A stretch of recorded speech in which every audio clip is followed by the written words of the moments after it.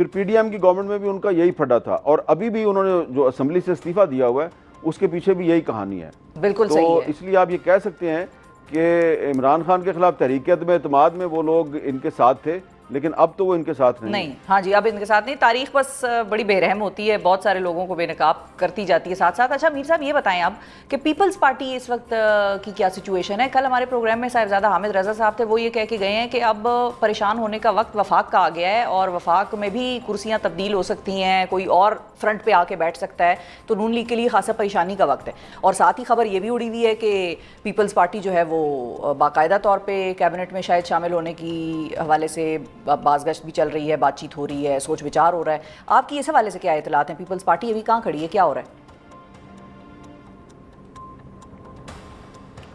وزیر اعظم شہباز شریف صاحب کوشش کر رہے ہیں کافی عرصے سے، پیپلز پارٹی کو کنونس کرنے کی کوشش کر رہے ہیں کہ آپ فیڈرل گورنمنٹ کا حصہ بن جائیں، کیونکہ ابھی پیپلز پارٹی جو ہے نا وہ صرف کانسٹیٹیوشنل پوزیشنز لے کے بیٹھی ہوئی ہے. پریزیڈنٹ آف پاکستان کا عہدہ ہے اور 2 صوبوں کی ان کے پاس گورنرشپ ہے، تو ان عہدوں پہ وہ بیٹھے ہوئے ہیں. تو لیکن شہباز شریف صاحب چاہتے ہیں کہ وہ کیبنٹ میں بھی شامل ہو جائیں. اس کے لیے انہوں نے ان کو 5-6 بڑی اہم وزارتیں بھی آفر کی ہیں. اس پر پیپلز پارٹی کے اندر ابتدا میں یہ رائے تھی کہ ہمیں ان کے ساتھ شامل ہو جانا چاہیے، لیکن پھر بلاول بھٹو زرداری صاحب جو ہیں انہوں نے جب صلاح مشورہ کیا، اپنی سینٹرل ایگزیکٹو کمیٹی کے ارکان سے بات چیت کی، تو ان کا یہ خیال تھا، خاص طور پہ جو پیپلز پارٹی پنجاب کے جو رہنما ہیں، کہ جی ہماری تو لڑائی چل رہی ہے مسلم لیگ نون کے ساتھ صوبہ پنجاب میں، انہوں نے جو وعدے کیے تھے وہی پورے نہیں کیے، تو پلیز آپ ان کا فیڈرل گورنمنٹ کا حصہ نہ بنیں. تو بلاول بھٹو زرداری صاحب نے ابھی 2 دن پہلے بھی یہ کنوے کیا ہے کہ ہم فی الحال فیڈرل گورنمنٹ میں شامل نہیں ہونا چاہتے. اس کی ایک دیکھیں سیدھی سی وجہ بھی ہے. اس کی ایک وجہ یہ ہے کہ ٹھیک ہے، وہ وجہ یہ ہے کہ ٹھیک ہے سپریم کورٹ آف پاکستان نے مخصوص نشستوں پہ ایک ایسا فیصلہ دیا ہے جس سے کہ مسلم لیگ نون کو بہت زیادہ فائدہ ہوا ہے، اس کی سیٹوں کی تعداد بڑھ گئی ہے. لیکن اس کے باوجود یہ حکومت اتنی ان پاپولر ہے کہ پیپلز پارٹی جو کہ ان کی اتحادی ہے، وہ اس پارٹی کے ووٹوں سے یہ حکومت کھڑی ہے. اس کے باوجود پیپلز پارٹی اس حکومت کی کابینہ میں شامل ہونے سے گریز کر رہی ہے، اور مسلسل گریز کیے جا رہی ہے. اور ابھی مجھے لگتا ہے کہ فی الحال آنے والے کافی عرصے تک پیپلز پارٹی گریز کی پالیسی ہی اختیار کرے گی. گریز ہی کرے گی، بالکل ٹھیک ہے. پاکستان کی سیاست کے حوالے سے ہم نے بات کی، لیکن پاکستان کی سیاست میں ایک اور نیا آئیڈیا انجیکٹ ہو گیا ہے، آپ اس کو کہیں کہ سامنے آیا ہے، انٹروڈیوس کرایا جا رہا ہے، وہ ہے ایبراہم اکارڈ کے نام سے. ایبراہم اکارڈ وہ معاہدے جن کے حوالے سے ہم نے پروگرام کے آغاز میں آپ کو بتایا.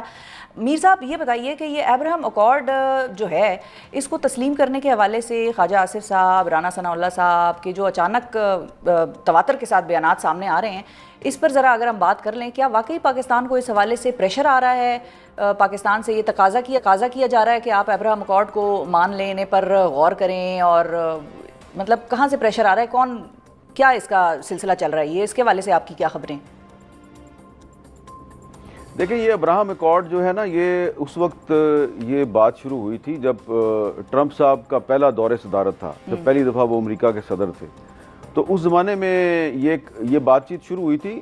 بظاہر اس کا مقصد تو یہ ہے نا کہ جو مختلف مسلم ممالک ہیں وہ اسرائیل کو بطور ایک مملکت کے تسلیم کر لیں، اس کے ساتھ سفارتی تعلقات قائم کر لیں. اصل مقصد تو یہ ہے. جی. تو یہ ٹرمپ صاحب کے پہلے دور میں یہ پریشر اس وقت بھی پاکستان پہ آیا تھا. میں اس کا آئی وٹنس ہوں. یہاں تک کہ مجھے بھی کہا گیا تھا کہ بھائی آپ لوگ جو ہیں وہ کیوں آپ اسرائیل کے ساتھ تعلقات کی مخالفت کرتے ہیں؟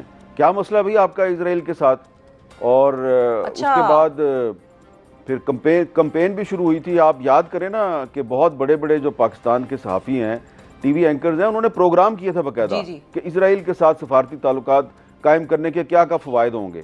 اور ایک میٹنگ مجھے یاد ہے جو وزیر اعظم سیکریٹریٹ میں ہوئی، اور اس میٹنگ میں کوئی 10-15 جو ٹی وی اینکرز ہیں ان کو باقاعدہ گھیر کر وہاں لے جایا گیا. میں بھی تھا یہ یاد ہے. اور میر صاحب آپ کا ایک میں سٹانس بھی تھا, بالکل بالکل آپ کا ایک سٹانس بھی تھا, بڑی اسٹرانگ پوزیشن تھی جو آپ نے اس وقت لی تھی, اور آپ نے یہ بھی بتایا تھا, اپنے پروگرامز میں بھی ذکر کیا تھا, کالمز میں بھی لکھا تھا کہ اس وقت کی حکومت جو خان ایڈمنسٹریشن تھی اس پہ بھی پریشر آیا تھا اور خان صاحب نے انکار کیا تھا. یہ بھی خبر آپ کی تھی.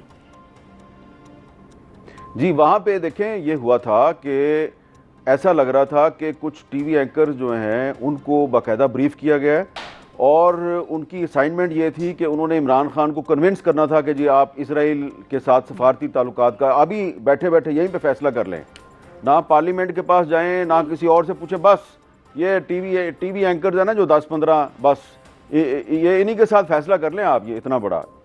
تو وہ اب خان صاحب جو ہیں, میرا پہلے تاثر یہ تھا کہ شاید یہ عمران خان صاحب جو ہیں یہ ٹریپ میں آ چکے ہیں. لیکن جب میں نے وہاں پہ بیٹھے دیکھا تو جو انفارمیشن منسٹر صاحبہ تھیں وہ صرف ان صحافیوں کو, ان اینکرز کو چانس دے رہی تھیں جو کہ اسائنمنٹ کو صحیح طریقے سے نبھا رہے تھے. ٹھیک ہے, پرو اسرائیل تھے اس وقت. وہ بار بار میری طرف دیکھ رہے تھے, ہاں خان صاحب بار بار میری طرف دیکھ رہے تھے, یہ نہیں بول رہا. تو پھر میں نے جب دیکھا کہ یہ تھوڑا سا انکمفرٹیبل لگ رہا ہے تو انہوں نے خود ہی مجھ سے پوچھ لیا کہ ہاں بھی آپ کا کیا خیال ہے. تو میں نے ان سے سیدھی سی بات, میں نے کہا آپ بڑے لیڈر ہیں یا یہ جس کی تصویر اوپر لگی ہوئی ہے یہ بڑا لیڈر ہے؟ انہوں نے اوپر دیکھا, انہوں نے کہا ہاں قائد اعظم محمد علی جناب میرا لیڈر ہے, یہ مجھ سے بڑا ہے. تو میں نے کہا پھر خان صاحب کیا قائد اعظم کے پاکستان میں وہ پالیسی نہیں ہونی چاہیے جو قائد اعظم کی پالیسی ہے؟ تو خان صاحب نے اس طرح ہاتھ پہ ہاتھ مارا, انہوں نے کہا بس ڈن ہو گیا, جو قائد اعظم کی پالیسی ہے اسرائیل کے بارے میں وہی پالیسی چلے گی پاکستان میں. اچھا جی, اس کے بعد میٹنگ فوراً چند منٹ کے اندر اندر جو ہے اس کو ختم کر دیا گیا, اور جب میں وزیر اعظم سیکریٹریٹ سے باہر نکلا گاڑی میں دفتر کی طرف آ رہا تھا, مجھے فون آنے شروع ہو گئے بڑے طاقتور لوگوں کے. انہوں نے کہا یہ کیا کیا آپ نے, یہ آپ نے پرائم منسٹر کو یہ کیا کہنے کی ضرورت تھی کہ قائد اعظم کی پالیسی چلے گی, کوئی ٹکر نہیں چلے گا, کوئی خبر نہیں چلے گی, بس بتا دیا آپ کو. اچھا, اب آپ بتائیں کہ حامد میر صاحب جو ہیں ان کا قصور یہ تھا کہ انہوں نے وزیر اعظم پاکستان کو یہ بتایا کہ بانی پاکستان کی اسرائیل کے بارے میں کیا پالیسی ہے. تو اب وہ 2019 تھا 2020 تھا, وہ بات اب ختم ہو گئی ہے. اب 2025 میں آپ نے مجھے سوال کیا ہے ابراہم ایکارڈ کے بارے میں. بالکل, اب میں یہی پوچھنا چاہ رہی ہوں اس ساری کہانی کو سننے کے بعد, اور یہ جو واقعہ آپ نے سنایا ہمارے ناظرین کے لیے, اس کے بعد اب میر صاحب سے میرا یہ سوال ہے کہ اب ہاتھ پہ ہاتھ مار کے کون کہے گا کہ بھئی ڈن ہو گیا اور جو قائد اعظم کی پالیسی ہے وہی پاکستان کی پالیسی ہوگی 2025 میں بھی, یا آپ کے تجزیے اور آپ کی جو دوراندیشی آپ کو بتا رہی ہے وہ یہ ہے کہ 2025 میں شاید وہ پالیسی تبدیل ہونے لگ رہی ہے یا ہونے جا رہی ہے؟ یہ اب سوال بنتا ہے. میرا خیال ہے کہ اتنا آسان نہیں ہے. شہباز شریف صاحب اور اسحاق ڈار صاحب جو ہیں وہ اتنی آسانی سے ابراہم ایکارڈ جو ہے اس میں شامل نہیں ہو سکتے, اور جتنا میں جانتا ہوں پاکستان کے عوام کو, کہ پاکستان کے عوام بہت سے معاملات پہ جو ہے وہ گھروں میں بیٹھے رہتے ہیں, وہ کہتے ہیں اچھا پٹرول مہنگا ہو گیا, چلو کوئی بات نہیں یار, اچھا گیس بھی مہنگی ہو گئی ہے, او ہو ہر چیز ہی مہنگی ہو گئی ہے تو کوئی بات نہیں, باہر نکلنے کا کیا فائدہ ہے. لیکن یہ کچھ 2-3 معاملات ایسے ہیں, ایک کشمیر ہے اور ایک فلسطین ہے, یہ آپ کی کیمسٹری میں شامل ہیں. دیکھیں یہ جو ابراہم ایکارڈ ہے نا, اس کے حوالے سے ایک میں بڑی ہی امپورٹنٹ ہسٹوریکل چیز آپ کو بتانا چاہتا ہوں. جی, پاکستان کا خواب دیکھا تھا علامہ اقبال نے. علامہ اقبال نے مسلمانوں کو واضح طور پہ نصیحت کی ہوئی ہے. جب وہ ایک فلسطین کانفرنس میں شرکت کے لیے مسجد اقصیٰ میں گئے اور پھر وہاں سے واپس آئے تو انہوں نے ایک بات کہی تھی. انہوں نے کہا تھا کہ یہ جو عرب ممالک کے بادشاہ ہیں نا, فلسطین کے مسئلے پہ کبھی بھی ان کی وزڈم پر اور ان کی پالیسی پر اعتماد نہ کرنا.